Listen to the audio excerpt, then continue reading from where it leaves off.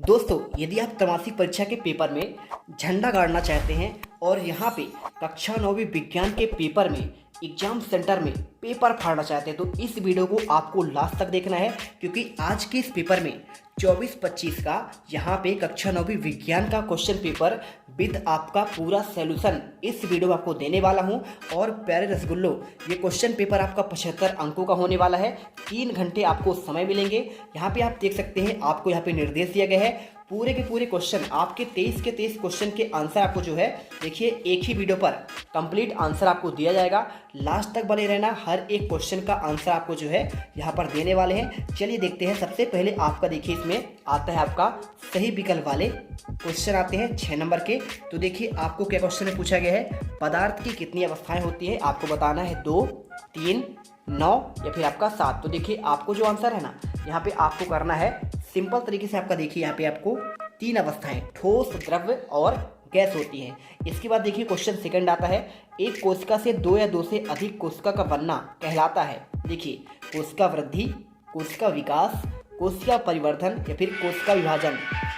इसके बाद देखिए क्वेश्चन आपका जो तीसरा आता है, यहाँ पे आपका देखिए क्वेश्चन आपका जो सेकंड है ना, इसकी आंसर की बात करें तो आपको इसमें देखिए 2 या 2 से अधिक कोशिकाओं का बनना कहलाता है कोशिका विभाजन। मोमबत्ती का जलना क्या है, क्या आपका केवल भौतिक परिवर्तन है, केवल रासायनिक परिवर्तन है, या फिर आपका आकार की परिवर्तन, या फिर आपका उपरोक्त में से कोई नहीं। तो देखिए सिंपल सा आपको आंसर करना है। थर्ड नंबर का यहाँ पे आपको जो आंसर हो जाएगा केवल आपका रासायनिक परिवर्तन। ठीक है, आपको ये करना है, क्योंकि देखिए मोमबत्ती आपका एक बार पिघल गया, ठीक है, जल गया, तो उससे क्या है पुनः आप मोमबत्ती यहाँ पे बना नहीं सकते हैं। ठीक है, इसलिए आपको यहाँ पे क्या है रासायनिक परिवर्तन करना है। इसके बाद देखिए क्या दिया गया है, किसी वस्तु के वेग में परिवर्तन की दर क्या कहलाती है, आवेग, चाल, त्वरण या फिर आपका देखिए विस्थापन। तो देखिए सिंपल सा आंसर है। चौथे का आपका जो आंसर है यहाँ पे आपको लिखना पड़ेगा। इसमें देखिए चौथे का आंसर यहाँ पे आपका हो जाएगा। देखिए इसमें परिवर्तन की दर बहुत सिंपल है आपका, यहाँ पे आपको करना है त्वरण। ठीक है, एक्सीलरेशन बोलते हैं इसको। पांचवा देखिए, निम्नलिखित में से किन तत्वों की परमाणुकता आपका 2 होती है, आर्गन और हेलियम, ऑक्सीजन और हाइड्रोजन, फास्फोरस या फिर आपका देखिए उपरोक्त सभी। तो देखिए परमाणुकता क्या होती है आपका देखिए 2, आर्गन देखिए 18 होता है, हीलियम का 2 होता है, ठीक है, 2 18 इसमें तो आपका होगा नहीं, लेकिन ऑक्सीजन का देखिए आपका इसमें क्या होता है 8 होता है। ठीक है, तो आपको यहाँ पे 2 और अगला कक्षा देखिए आपको यहाँ पे सिंपल समझने वाली बात क्या है, मैं आपको समझा दे रहा हूँ। ये देखिए ये रहा आपका यहाँ पे ऑक्सीजन। ठीक है, ऑक्सीजन का परमाणु क्रमांक आपका होता है 8 होता है। और इसी के साथ देखिए आपका हाइड्रोजन का आपका यहाँ पे क्या होता है, हाइड्रोजन यानी आपका H होगा, इसका आपका होता है 2। अब सिंपल सा देखिए यहाँ पे आपका जो है इसमें तो आपका 2 है, प्लस है, इसको मान जाएगा। और इसको देखिए यहाँ पे ये किसी को दे सकता है। ठीक है, इसी प्रकार इसमें देखेंगे तो देखिए 2 पहले कक्षा में 2 जाएगा, दूसरे में 6, घटा कितना है आपका यहाँ पे -8, यानी अष्टक पूरा करने के लिए 2 बचा है, यानी इसकी परमाणुकता आपका यहाँ पे क्या हो जाएगा आपका 2 हो जाएगा। तो आपको 1 नंबर करना है। एक तत्व के समस्थानिक में होते हैं समान भौतिक गुण, या फिर आपका देखिए न्यूट्रॉन की अलग अलग संख्या, भिन्न रासायनिक गुण, या फिर आपका भिन्न परमाणु संख्या। तो देखिए सिंपल सा आंसर है। छठे का आपका जो आंसर कर देना, इसमें न्यूट्रॉन की आपका अलग अलग संख्या हो जाएगा। ठीक है, समस्थानिक क्या होते हैं, यहाँ पे प्रोटॉन की संख्या आपका अलग अलग होती है। ठीक है, चलिए इसके बाद देखते हैं आपका यहाँ पे नेक्स्ट क्वेश्चन नंबर देखिए आपका दूसरे में आपको रिक्त स्थान वाले क्वेश्चन आपके आते हैं यहाँ पे। ये देखिए थोड़ा सा मैं आपको जूम कर देता हूँ जिससे आपको अच्छे से दिखे। ये रहा, तो देखिए क्या दिया है, 6 नंबर क्वेश्चन दिया है, बर्फ का गलनांक कितना आपका यहाँ पे केल्विन होता है, आपको बताना पड़ेगा। तो आपको देखिए इसमें आपको 273 केल्विन लिखना है। ठीक है, 273 आप यहाँ लिख दीजिए। इसके बाद देखिए नेक्स्ट क्वेश्चन देखिए अगला दिया है, बर्फ जल तथा जलवाष्प के डैश डैश गुण आपके समान होते हैं। तो आपको यहाँ पे सिंपल सा आपको आंसर करना है, रासायनिक गुण समान होते हैं। ठीक है, तो आपको यहाँ पे रासायनिक लिख देना है, मात्र आपको इतना ही आंसर लिखना है। और इसके बाद देखिए समसूत्री विभाजन डैश डैश कोशिकाओं में होती है। तो आपको यहाँ पे आंसर कर देना है यहाँ पे कायिक कोशिका में। ठीक है, कायिक, तो आपका ये हो जाएगा यहाँ पे कायिक कोशिका। गति की मापन की इकाई क्या होती है, तो चौथे का आपको जो आंसर देखिए यहाँ पे आपका हो जाएगा मीटर प्रति सेकंड हो जाएगा। ठीक है, तो मीटर प्रति सेकंड करना है। इसके बाद निश्चित आवेश युक्त परमाणुओं का समूह डैश डैश कहलाता है। तो पांचवे का आपको जो देखिए आंसर आपका हो जाएगा यहाँ पे, इसमें आपका देखिए यहाँ पे हो जाएगा बहुपरमाणुक आयन। ठीक है, लिख दीजिएगा परमाणुक। ठीक है, परमाणुक लिखना है। और इसके बाद आपको यहाँ पे लिखना है आयन। ठीक, आप ये कर दीजिए। इसके बाद देखिए यहाँ पे फ्लोएम ऊतक पत्तियों द्वारा निर्मित भोजन का क्या करते हैं, तो आपको बताना है परिवहन करते हैं। ठीक है, तो आपको यहाँ पे परिवहन लिख देना है। इसके बाद देखते हैं, देखिए कॉपी पर अच्छे से लिख लेना।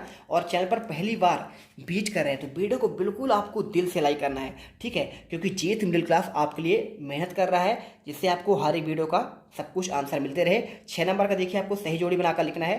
संयोजी ऊतक, तो आपको देखिए मिलाना किसमें है, यहाँ पे स्तंभ आप स्तंभा से। तो संयोजी आपका जो ऊतक है ना, ये आपका कहला जाएगा कौन सा हो जाएगा, देखिए यहाँ पे सिंपल सा हो जाएगा आपका रक्त। ठीक है, रक्त आपका संयोजी ऊतक कहलाता है, टिश्यू।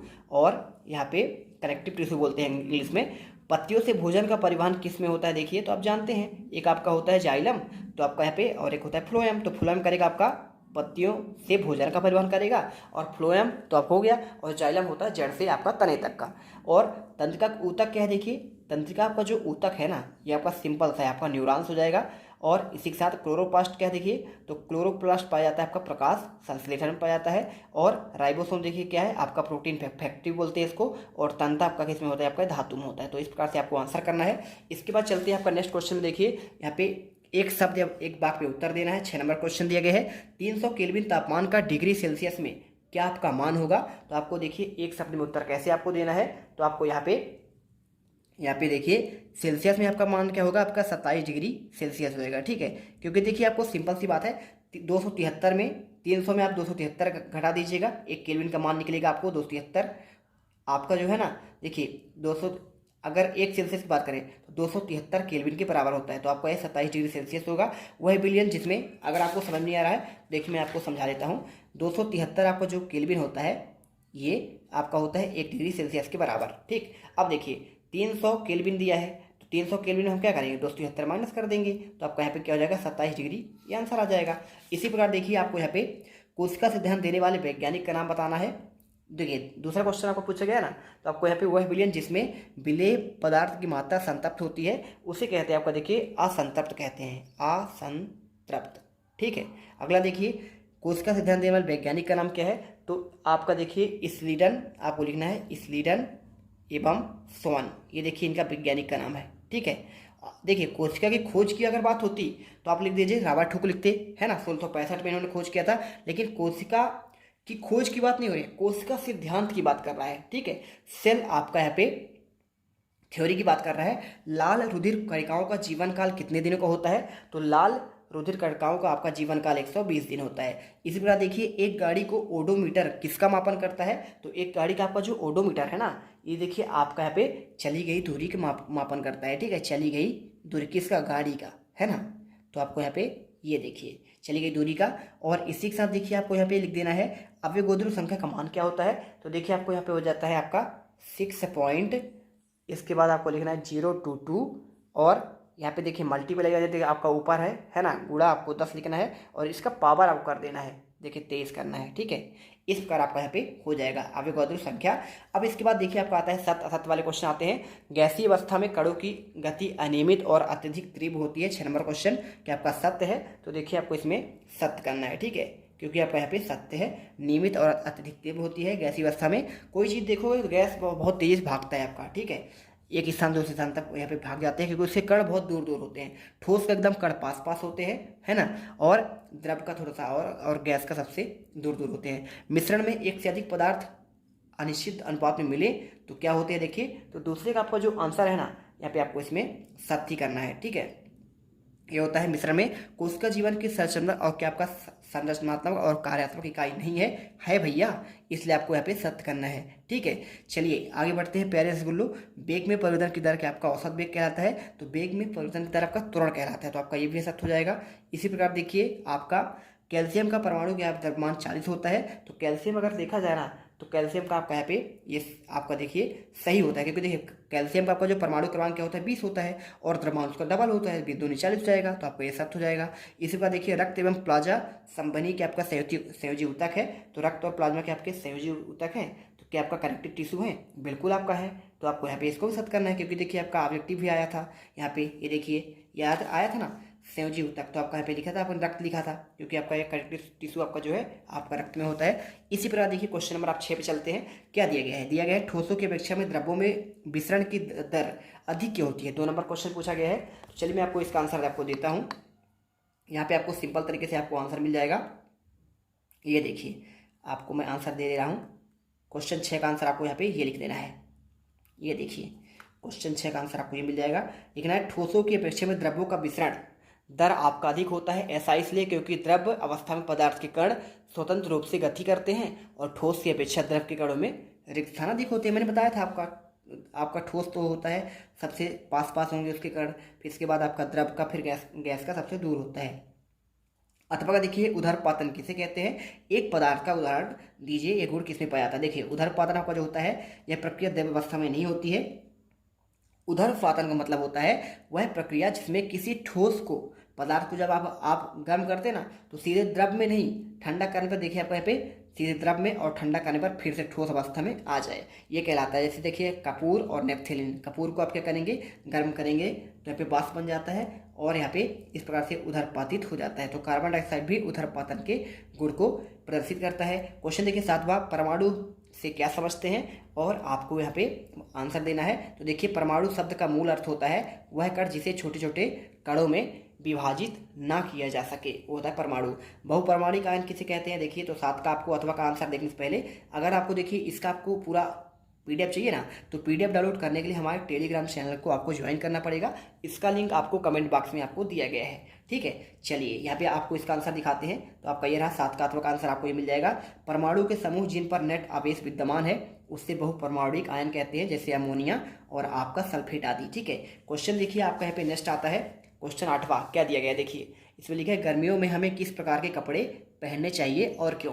तो देखिए सिंपल सा क्वेश्चन है। अगर मैं इसके आंसर की बात करूं तो आपको यहाँ पे गर्मियों में हमें सूती कपड़े पहनने चाहिए क्योंकि गर्मियों में शारीरिक प्रक्रिया के कारण अत्यधिक पसीना आता है और इससे जिसे क्या है ठंडक मिलती है। जैसा कि हम जानते हैं कि बाष्पीकरण के दौरान द्रव की सतह कण हमारे शरीर की देखिए ऊर्जा से प्राप्त करने पर वाष्प में बदल जाते हैं। अब इसके बाद देखिए मिश्र धातु किसे कहते हैं, तो आपको आंसर में लिख देना है। देखिए 2 या 2 से अधिक धातु के समांगी मिश्रण को यहाँ पे मिश्र धातु कहते हैं। और मिश्र धातु के देखिए आपके 2 रूप हैं, इस्पात और पीतल, है ना।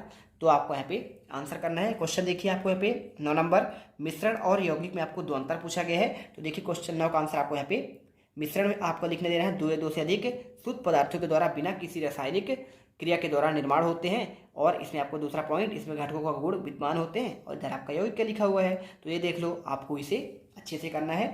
अधिक तत्वों के रासायनिक क्रिया के फलस्वरूप निर्मित होते हैं, ठीक है। चलिए इसके बाद क्वेश्चन 9 का अथवा देखिए तत्व और यौगिक में अंतर पूछा गया है। तो आपको आंसर यहाँ पे तत्व एक ही प्रकार के परमाणु से मिलकर बने होते हैं जबकि यौगिक आपके विभिन्न प्रकार के परमाणु तत्वों से मिलकर बने होते हैं। और देखिए तत्व क्या होता है, विभाजित कर कोई तत्व प्राप्त नहीं करता है जबकि आप यौगिक देखिए आपको प्राप्त करता है। क्वेश्चन देखिए आपको जो 10वां दिया गया है, कोलाइडी विलयन के आपको 2 गुण पूछा गया है और साथ में सांता को आपको देखिए परिभाषित करने के लिए पूछा गया है। तो आंसर देखिए क्वेश्चन 10 का आंसर आपको यहाँ पे ये हो जाएगा। आंसर देखिए ये आपका विषमांगी होते हैं और कोलाइडी कण धनावेशित और ऋणावेशित हो सकते हैं, ठीक है। इसका आंसर मिल गया कोलाइडी विलयन के 2 गुण। सांता को परिभाषा देखिए, रसायन विज्ञान में किसी विलयन की सांता उस विलयन के आयतन में उपस्थित पदार्थ की मात्रा के रूप में परिभाषित किया जाता है। अब देखिए क्वेश्चन आपका जो 11वां आता है, जाइलम और फ्लोएम में अंतर। इसके अलावा देखिए आपके क्वेश्चन आपका 17वां दिया गया है और आगे आपका क्वेश्चन देखेंगे आप इधर, ये देखिए आपके क्वेश्चन 18वां आपको मिल जाएगा, ठीक है। 18वां, 19वां आपका ये क्वेश्चन आपका पूरा 23 तक क्वेश्चन, इनका जो आंसर है ना आपको यहाँ पे आपको नेक्स्ट आपको वीडियो में प्रोवाइड करेंगे पार्ट 2 में, क्योंकि देखिए वीडियो बहुत लंबी हो रही है और हमारे यहाँ पे जो प्यारे रसगुल्ले हैं ना इन्हें थोड़ा सा आराम से पढ़ाना है क्योंकि आप ज़्यादा लोड लेंगे ना तो तैयारी नहीं कर पाएंगे। इसके लिए आपको सिंपल सी बात है, जीत मिडिल क्लास सबसे पहले चैनल को सब्सक्राइब कर लीजिए क्योंकि हम आपके लिए दिल से मेहनत करते हैं। क्लास 8 में आपने देखा है, क्लास 7 में अगर आपने रहा होगा तो हमने आपकी पूरी मदद की है। आप क्लास 9 की बारी है, फटाफट यहाँ पे सब्सक्राइब कर लेना।